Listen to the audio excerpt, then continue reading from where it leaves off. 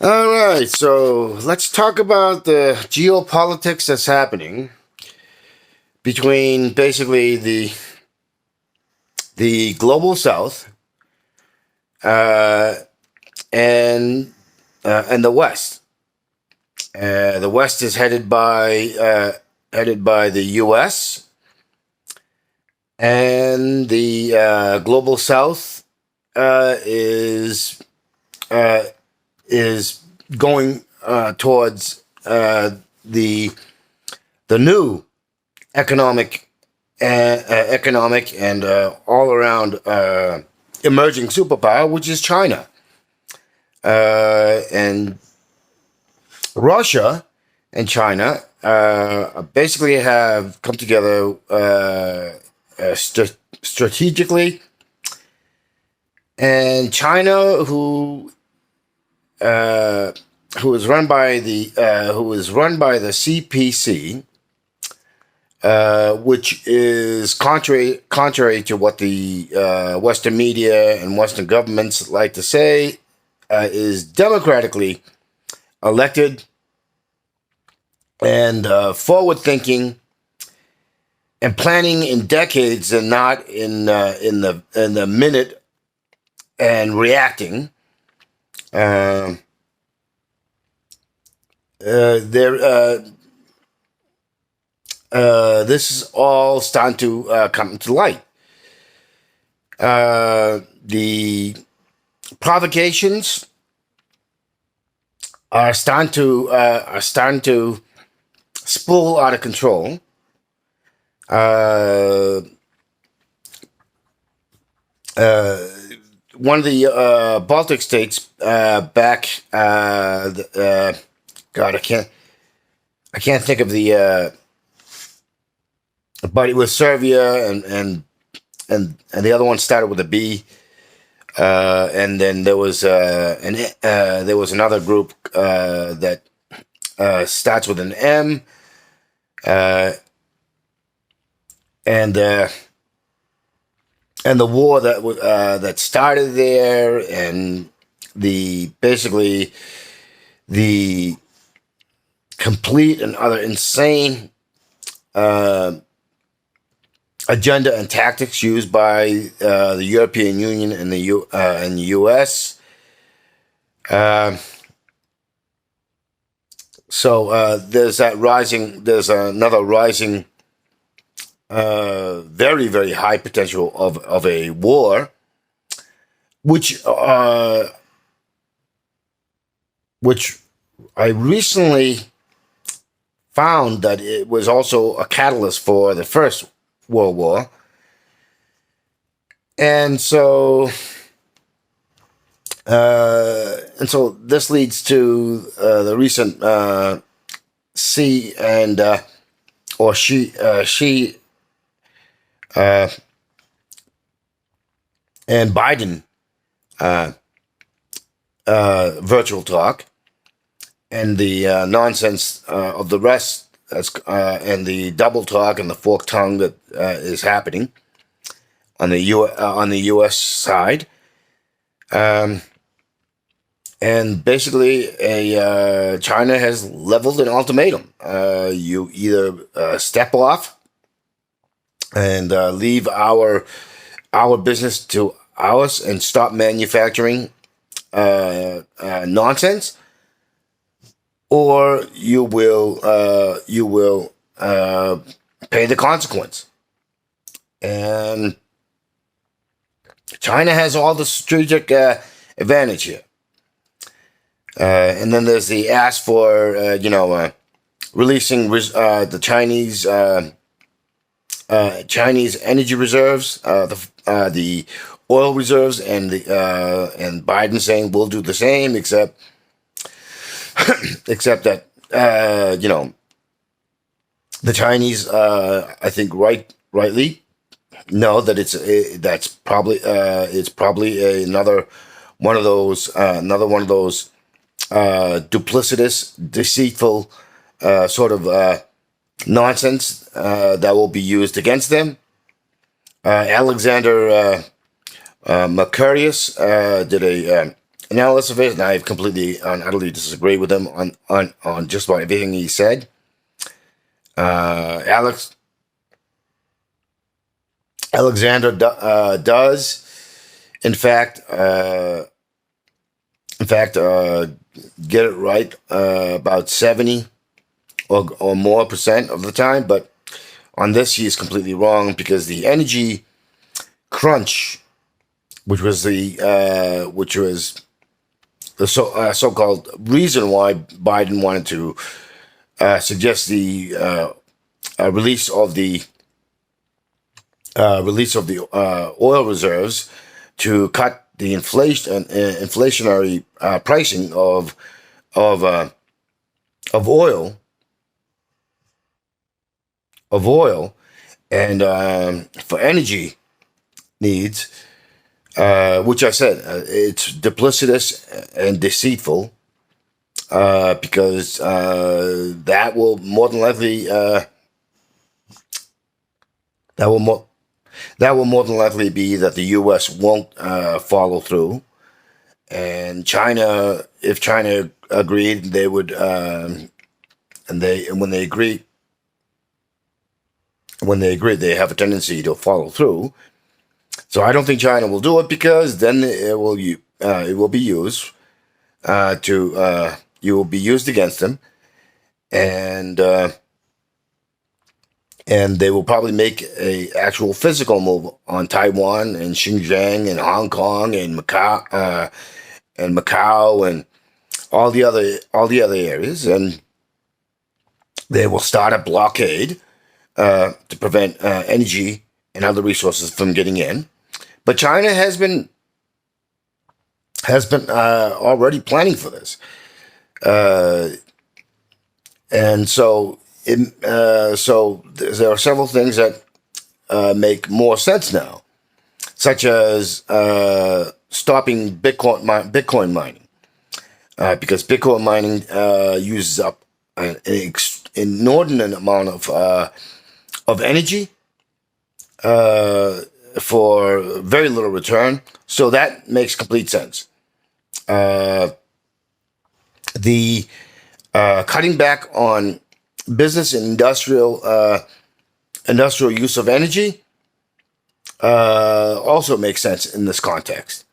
The opening up and using more coal in light of China's net zero for carbon neutrality. Future plans makes complete sense now because they said we will maximize our fossil fuel use by 2030, and by 2060, 30 years later, they want to reach carbon neutrality. So if you watch expats that are living Western expats that are living in China, and then the social media accounts and what they cover, and if you pay attention to Chinese social media that speak in English or have subtitles, or Chinese media, as well as other international media who are who have through their government's connections through the BRI program of China. And then you consider the once Russian, not Russian, but the Soviet territories like Kazakhstan, Tajikistan, and all those, and what they're and the projects that they're doing, such as the Tajikistan has a huge natural gas reserve, and they are putting a pipeline, and then Russia is sending the natural gas pipeline directly to China. China also has, and this is what a lot of Westerners don't know, is that they have in the Gobi Desert oil drilling operations going on there for quite some time, and there's a large reserve in the Gobi Desert that they're pulling oil and natural gas out of. So, considering this, and then China also has made a milestone with a fusion reactor, which is not fission but fusion. Uh, so then there is then there are many sci-fi stuff that you see in movies and television shows, and as well as you see in like shows like Future Tech and other stuff like that. Uh, uh, and China is actually doing a lot of that, and it's all centered on uh, on renewable, on alternative energy. And so China has to jump there. Then there is the rapid increase of EVs and EV infrastructure, which by far blows away every other country in the world, and by a massive margin. So you consider that, and the explosion of Chinese EV car manufacturing, which is which is about to make have a tsunami effect of sales in the EU, in Australia, in the United States, and basically everywhere. So, and the technological headway that they have with EV, and as well as the technology in the EVs, which surpasses that of the West, and even Tesla, even Tesla. So there's all that going on, and so another thing that China is doing is, and I've talked about this before, uh, all across the world, wherever there is wherever there's a continent-sized landmass, uh, along the continental shelf, under the water of the oceans, uh, but coming from the shores underwater, there is a massive deposit of frozen methane. And China has a number of these rigs that are mining this methane. And methane is what the Western industries call, and everywhere around the world has labeled natural gas. So when you fart, that's methane. When you release gas by farting, that's methane. When biodegradable mass degrades, methane is produced. Uh, so China has a lot going for it, and thing is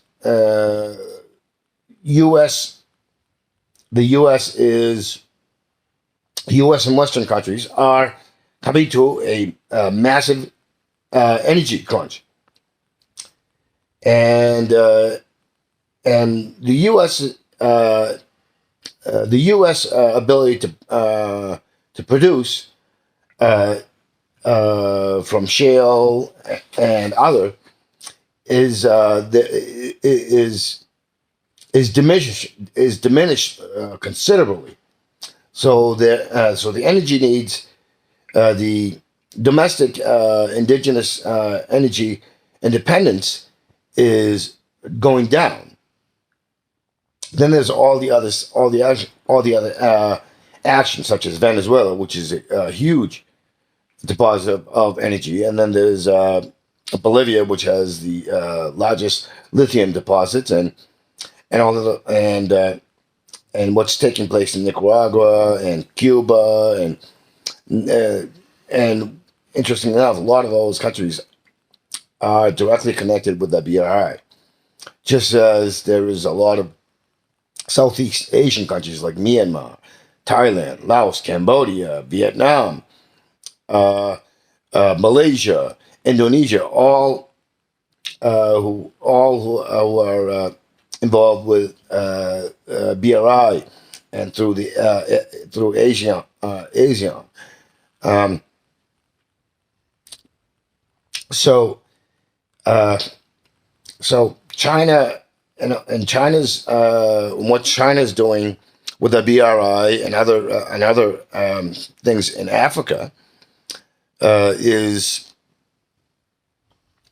it all comes together, and it's assuring that China will have the resources for the energy and for their manufacturing, because China is the biggest manufacturing hub in the world, and this is something that the U.S. and West, uh, through just sheer greed and utter stupidity and no future thinking, basically exported all their manufacturing wantingly over there for their greed. And this idea of China stealing technology, when it was basically, hey, we'll offer you cheap labor, and all you have to do is give us the technology, and that was an agreement that the Western corporations gladly took. So what wasn't theft was never theft.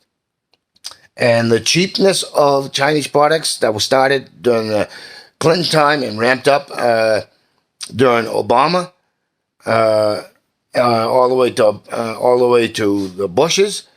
Uh, that was also a manufactured nonsense, because it was the Western corporations who moved their manufacturing to places like China, to Southeast Asia, to Mexico, and South America, and all these other places, in India and in Africa, to cut labor overhead, and as well as cut uh, quality of resources that are used in manufacturing. That's where the cheapness came from. Cheap not as in price, but in cheap as in not well made. So China has been very forward thinking. They've been very prepared, and so it's obvious to me that China saw the energy crunch coming, and that tells me the caliber of the people who are the CPC government shows that they are by far more intelligent and creative and critical thinking than our self-serving, profit-driven criminal so-called leadership here in the United States and the West, and those of the persuasion to follow the criminal activities, such as Bolsonaro in Brazil and Modi in India, two of the big players. Now, the other thing is Turkey. Turkey, who is having serious beef and is a NATO member country. And so they're having a beef with the U.S. and the West. And and uh, oh God, I can't think of the guy who's the president of Turkey, but he's he's not he's not a good guy, but it also explains some of his actions. It makes it clear because Turkey has a good relationship with China, and And the Shanghai Cooperation. Turkey is not a full member of ASEAN, and the I mean, not ASEAN, the Shanghai Cooperation, Cooperation, but they are a participating member. So and so India is also wanting. There's rumors that India uh, wants uh, wants to be a participating member of that. So even with everything that's going on, you got Pakistan, you got India, you got Iran, who has large reserves of crude oil, um, and they have been accepted in the Shanghai, and China has a deal with them, and and so and then you and Russia and China, as I said, are basically like this at this point, and uh, and then you see all the stuff that's happening on in Europe on basically Russia's western border. There's Ukraine. Uh, there's Ukraine with Donbass, and I forget the other one, but there's also uh, the that breakaway part in Ukraine. Um, and Ukraine is now running into a massive energy crunch as Russia has taken steps to basically cut out their pilfering of Ukraine's pilfering of the natural gas through that pipeline that runs through Ukraine. And there's another country that also is a transit position for natural gas from Russia, and they are also running into these issues. And then there's the tiny country of Lithuania, um, who's making a lot of noise, but they might as well be gnats. Um, and they're involving themselves with Taiwan, and that's because they're being told. Um, so all of this comes together, and what I see is a quick, a rapid increase in in uh, in in physical confrontation initiated by the United States and West, who've been sending warships and and high level politicians and selling weapons. And understand the Dutch, the Scandinavians, uh, the Swiss, and they're not they're not innocent. They're not innocent because they've been taking part in this sort of provocation, as well as the uh, media propaganda campaign in Germany, who's constantly, you think they're being neutral, but they're not. Germany is not being neutral, and Brussels, the headquarters of the EU, is not being neutral. Um, you know, you get the impression listening to some like Alexander that EU is being more neutral with China, but that's not the case.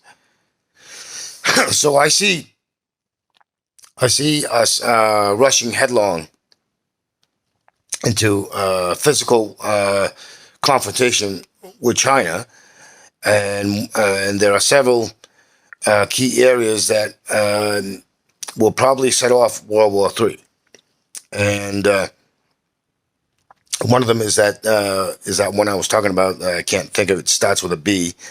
Uh, uh, the one I mentioned that was I just learned that was actually one of the fires that set off the First World War. So I see this repeating again, but this time the dynamics are different because you have a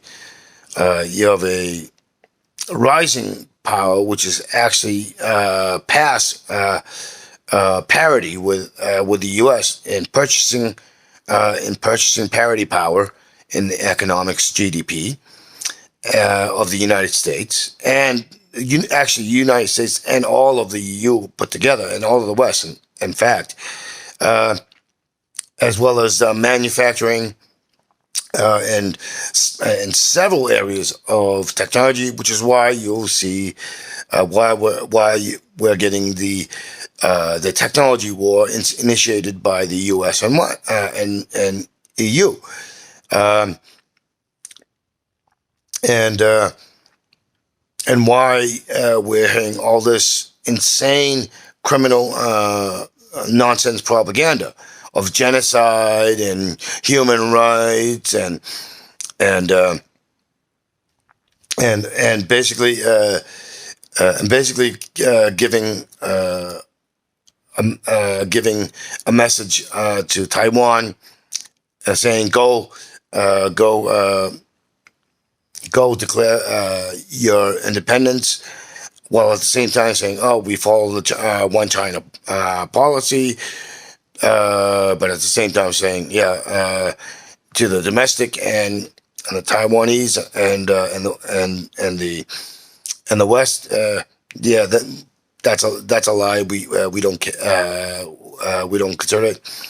And the UN, for all that supposed this of the UN, is actually following the same trajectory set by the United States. And so we are heading towards a very dangerous time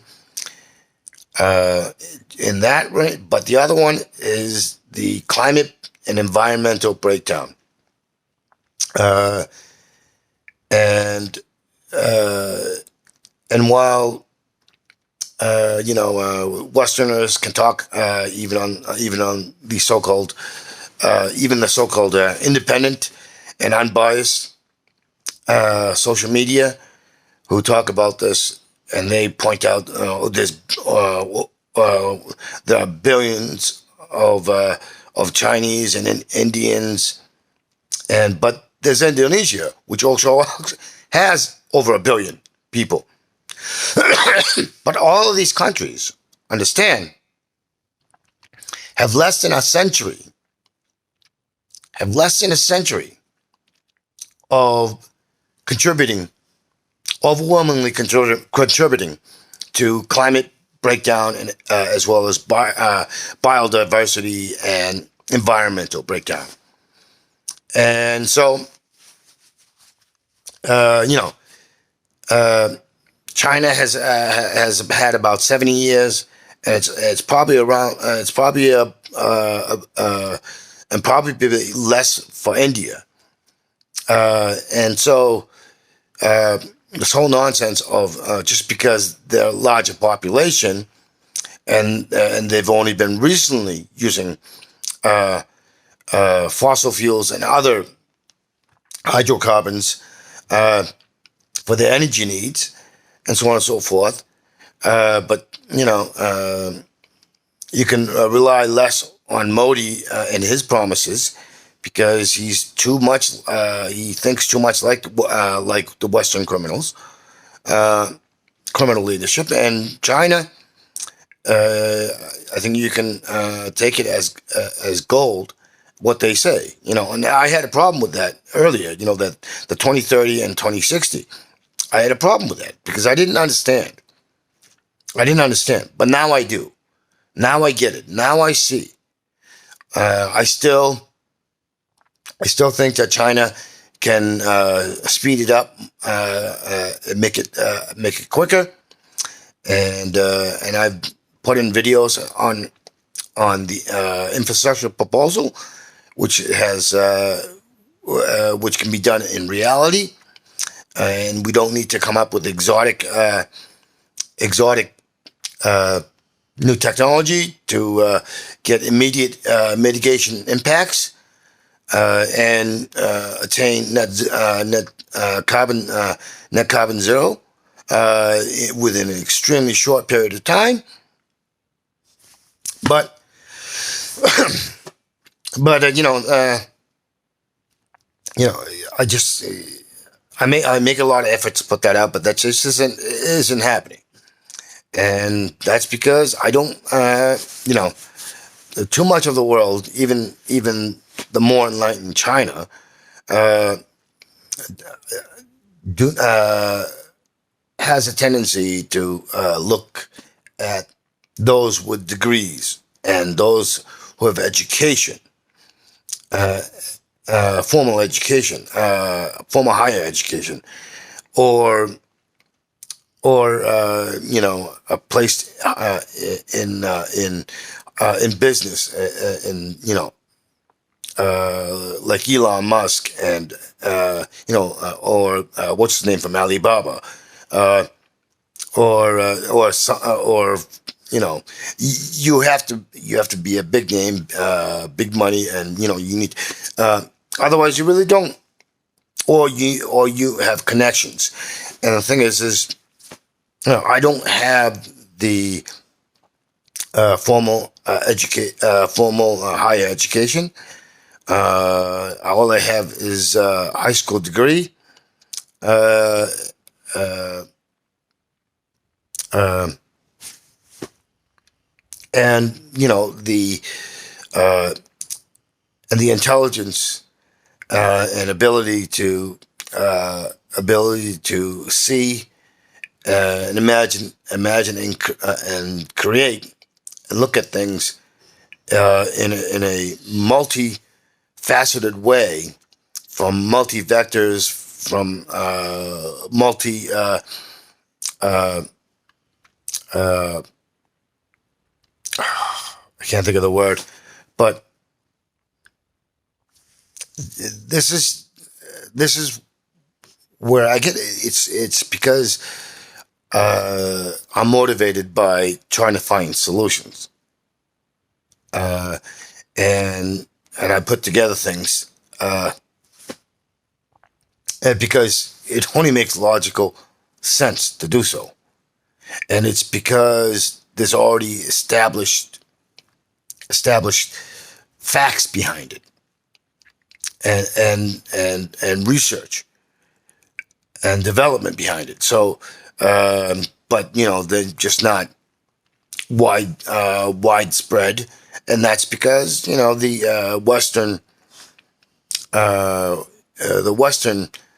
uh, ideology of capitalism, of profit,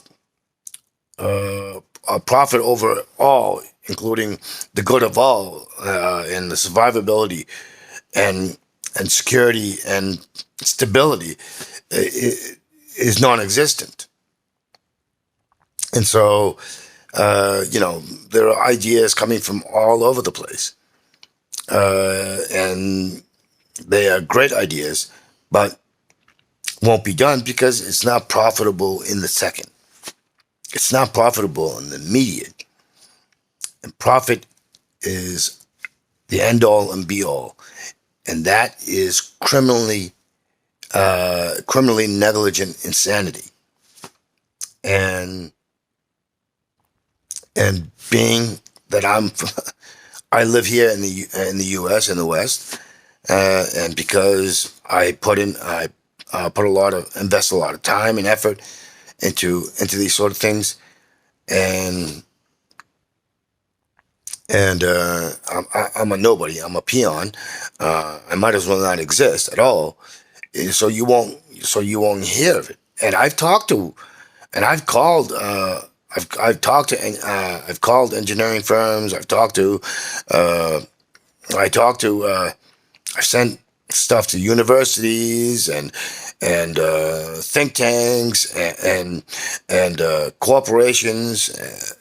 Uh, you know, and talk to journalists and activists and environmental. I've done all of it, but it's like uh, it's I always get I'm not right. We're not the right. This is the common thing. We're not the right group. We're not the right people. We're not the right foundation. We're not the it's like that's the nature. That's the nature of it.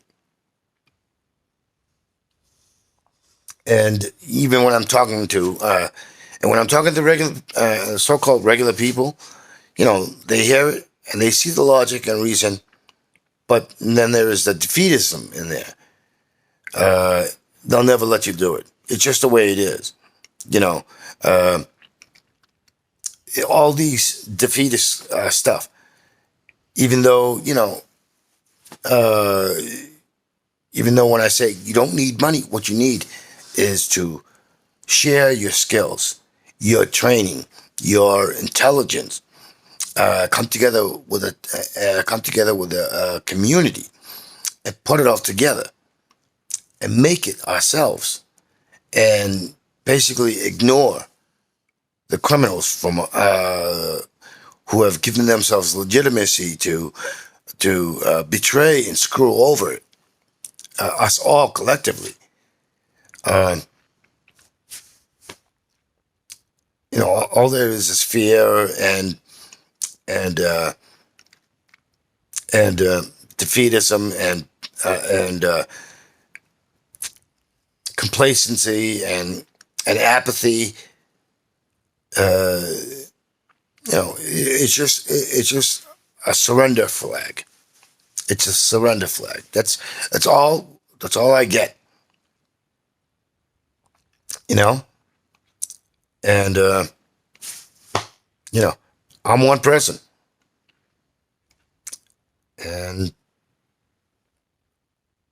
I just don't have all the stuff that's necessary to do such a thing myself. I just simply don't. I don't have the physical dexterity. Uh, I don't have the practical mental dexterity that I once had when I was younger to make even a small scale to demonstrate because I simply don't have it. When I was younger, I used to have that. Um, and I most certainly don't have the financial or monetary ability to do this. And nor do I have the community, uh, even a small one, to help. And that's what we need to do. We need to come together and do that. Otherwise, I keep saying we can kiss our asses goodbye, bend over and kiss our asses goodbye, because that's the only way it's going to happen. Because the wait until these uh, the criminal insanity, the criminally neglective insanity uh, uh, gets smack dab in their gets hit smack dab in their heads and they can't avoid it, and they must see reality. That is wishful thinking. It's opium to the point of insanity, and that's something I keep talking about, keep addressing. And we have to stop doing that. And nihilism and hopium has to go out the window. And if we want to talk about practicalities, then we need to be practical and come together and actually uh, take that radical risk and leave our fears and our uh, preconceptions out and come together and and and find a collective solidarity. Not find, but enforce that collective solidarity that we all talk about, but we don't actually do.